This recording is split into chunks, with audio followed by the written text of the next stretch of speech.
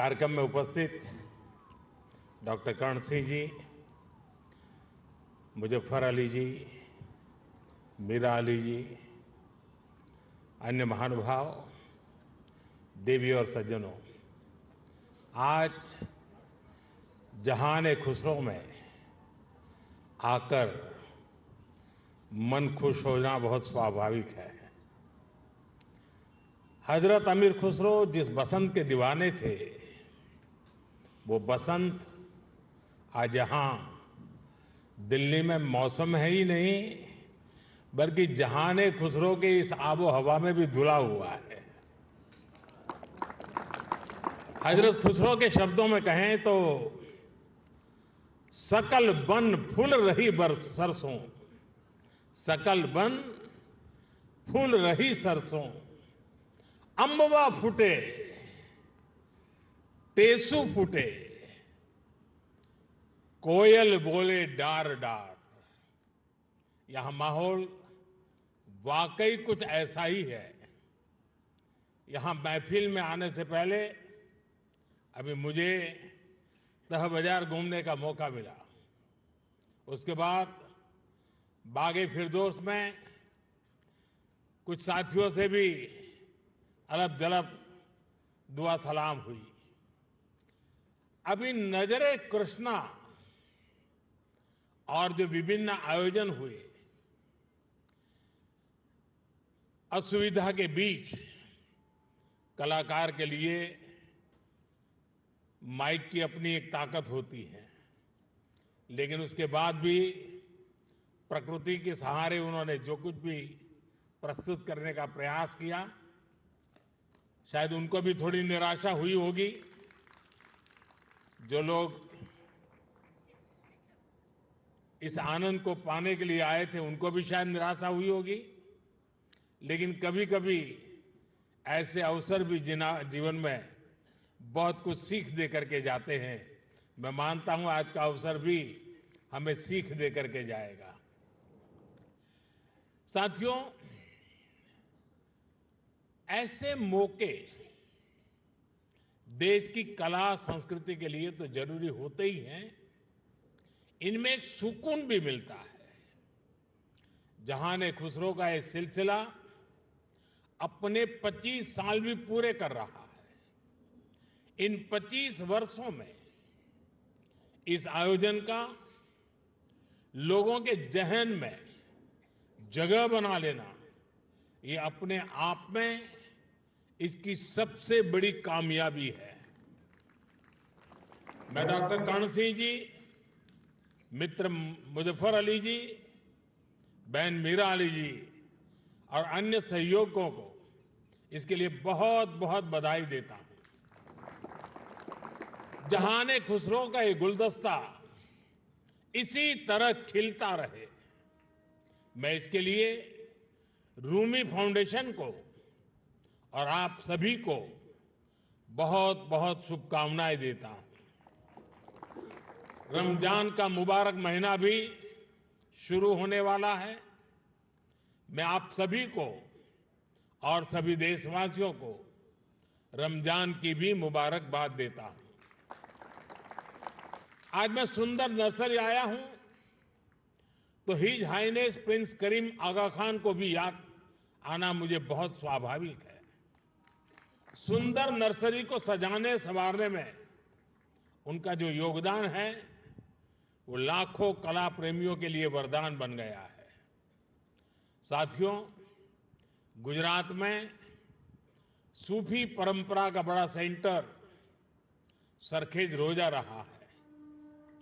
वक्त के थपेड़ों में एक समय उसकी हालत काफी खराब हो गई थी। जब मैं मुख्यमंत्री था तब उसके रिस्टोरेशन पर काफी काम करवाया गया था। और बहुत कम लोगों को मालूम होगा, एक जमाना था जहां सरखेज रोजा में बड़ी धूमधाम के साथ कृष्णोत्सव मनाया जाता था और बहुत बड़ी मात्रा में मनाया जाता था।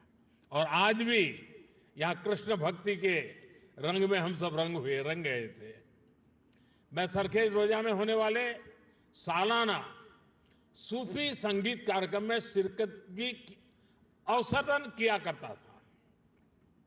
सूफी संगीत एक ऐसी साझी विरासत है जिसको हम सब मिलजुल कर जीते आए हैं। हम सब ऐसे ही बड़े हुए हैं। अभी यहां नजरे कृष्णा की जो प्रस्तुति हुई उसमें भी हमारी साझी विरासत की झलक दिखाई देती है। साथियों, जहान खुसरो के इस आयोजन में एक अलग खुशबू है। ये खुशबू हिंदुस्तान की मिट्टी की है। वो हिंदुस्तान जिसकी तुलना हजरत अमीर खुसरो ने जन्नत से की थी। हमारा हिंदुस्तान जन्नत का वो बगीचा है जहां तहजीब का हर रंग फला फूला है। यहां की मिट्टी के मिजाज में ही कुछ खास है। शायद इसलिए जब सूफी परंपरा हिंदुस्तान आई तो उसे भी लगा जैसे वो अपनी ही जमी से जुड़ गई हो। यहां बाबा फरीद की रूहानी बातों ने दिलों को सुकून दिया। हजरत निजामुद्दीन की महफिलों ने मोहब्बत के दिए जलाए। हजरत अमीर खुसरो की बोलियों ने नए मोती पिरोए और जो नतीजा निकला वो हजरत खुसरो के इन मशहूर पंक्तियों में व्यक्त हुआ। बन के पंछी भय बावरे, बन के पंछी भय बावरे, ऐसी बिन बजाई सांवरे, तार तार की तान निराली, जुम रही सब वन की डारी। भारत में सूफी परंपरा ने अपनी एक अलग पहचान बनाई। सूफी संतों ने खुद को महज मस्जिदों या खानकाहों तक सीमित नहीं रखा। उन्होंने पवित्र कुरान के हर्फ पढ़े तो वेदों के स्वर भी सुने। उन्होंने अजान की सदा में भक्ति के गीतों की मिठास को जोड़ी और इसलिए उपनिषद, जिसे संस्कृत में एकम सत विप्राहा बहुधा वदंती कहते थे, हजरत निजामुद्दीन औलिया ने वही बात हर कौम रास्त राहे दिने व किबला गाहे जैसे सूफी गीत गाकर कही। अलग अलग भाषा, शैली और शब्द, लेकिन संदेश वही।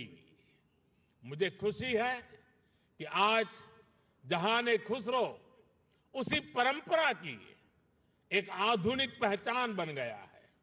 साथियों, किसी भी देश की सभ्यता उसकी तहजीब को स्वर उसके गीत संगीत से मिलती है। उसकी अभिव्यक्ति कला से होती है। हजरत खुसरो कहते थे, भारत के संगीत में एक सम्मोहन है, एक ऐसा सम्मोहन कि जंगल में हिरण अपने जीवन का डर भूलकर स्थिर हो जाते थे। भारतीय संगीत के इस समंदर में सूफी संगीत एक अलग रॉ के तौर पर आकर मिला था और इस समंदर की खूबसूरत लहर बन गया। जब सूफी संगीत और शास्त्रीय संगीत की वो प्राचीन धाराएं एक दूसरे से जुड़ी तो हमें प्रेम और भक्ति की नई कल कल सुनने को मिली। यही हमें हजरत खुसरो की कवाली में मिली। यही हमें बाबा फरीद के दोहे मिले, बुल्ले शाह के स्वर मिले, मीर के गीत मिले। यहां हमें कबीर भी मिले, रहीम भी मिले और रसखान भी मिले। इन संतों और औलियों ने भक्ति को एक नया आयाम दिया। आप चाहे सूरदास को पढ़ें या रहीम और रसखान को, या फिर आप आंख बंद करके हजरत खुसरो को सुने। जब आप गहराई में उतरते हैं तो उसी एक जगह पहुंचते हैं। ये जगह है आध्यात्मिक प्रेम की वो ऊंचाई जहां इंसानी बंदी से टूट जाती है और इंसान और ईश्वर का मिलन महसूस होता है। आप देखिए, हमारे रसखान मुस्लिम थे, लेकिन वो हरिभक्त थे। रसखान भी कहते हैं, प्रेम हरि को रूप है, त्यों हरि प्रेम स्वरूप। एक होई दुवैयो लसई, ज्यों सूरज और धूप। यानी प्रेम और हरि दोनों वैसे ही एक ही रूप है जैसे सूरज और धूप। और यही एहसास तो हजरत खुसरो को भी हुआ था। उन्होंने लिखा था, खुसरो दरिया प्रेम का सो उल्टी वाकी धार, जो उतरा सो डूब गया, जो डूबा सो पार। यानी प्रेम में डूबने से ही भेद की बाधाएं पार होती है। यहां अभी जो भव्य प्रस्तुति हुई, उसमें भी हमने यही महसूस किया है। साथियों, सूफी परंपरा ने न केवल इंसान की रूहानी दूरियों को खत्म किया, बल्कि दुनियावी दूरियों को भी कम किया है। मुझे याद है, साल 2015 में जब मैं अफगानिस्तान की पार्लियामेंट गया था, तो वहां मैंने बड़े भाव भरे शब्दों में रूमी को याद किया था। 8 शताब्दी पहले रूमी वहां के ही बल्ख प्रांत में पैदा हुए थे। मैं रूमी के लिखे का हिंदी एक तर्जुमा जरूर यहां दोहराना चाहूंगा, क्योंकि ये शब्द आज भी उतने ही प्रासंगिक है। रूमी ने कहा था, शब्दों को ऊंचाई दे, आवाज को नहीं। शब्दों को ऊंचाई दे, आवाज को नहीं। क्योंकि फूल बारिश में पैदा होते हैं, तूफान में नहीं। उनकी एक और बात मुझे याद आती है। मैं थोड़ा देशज शब्दों में कहूं तो उसका अर्थ है, मैं ना पूरब का हूं ना पश्चिम का, ना मैं समंदर से निकला हूं और ना मैं जमीन से आया हूं। मेरी जगह कोई है ही नहीं। मैं किसी जगह का नहीं हूं, यानी मैं सब जगह हूं।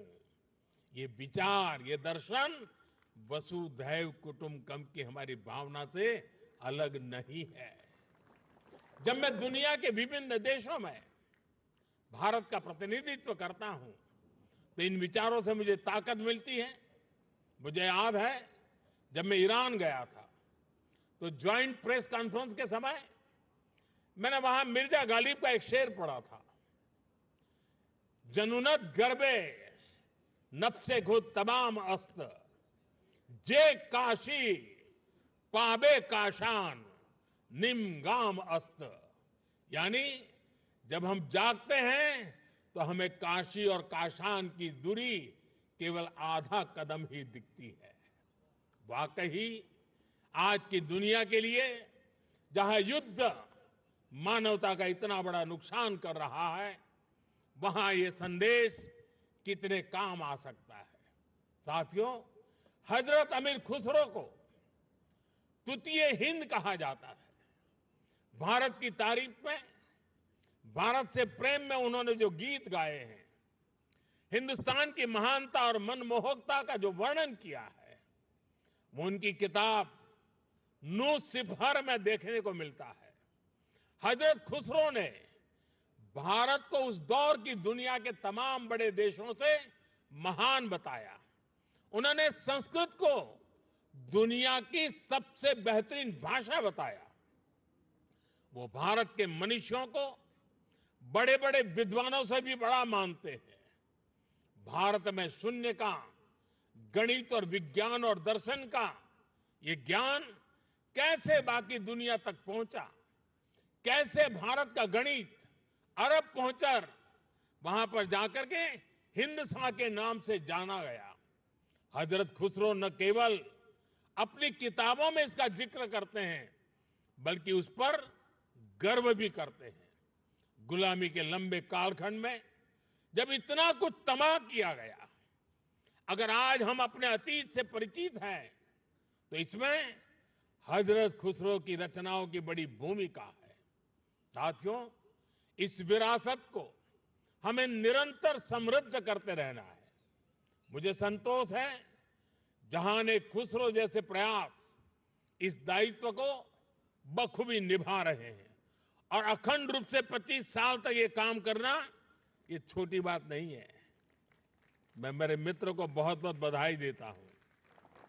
मैं एक बार फिर आप सभी को इस आयोजन के लिए बधाई देता हूं। कुछ कठिनाइयों के बीच भी इस समारोह का मजा लेने का कुछ अवसर भी मिल गया। मैं इसके लिए मेरे मित्र का हृदय से आभार व्यक्त करता हूं। बहुत बहुत धन्यवाद, बहुत बहुत शुक्रिया।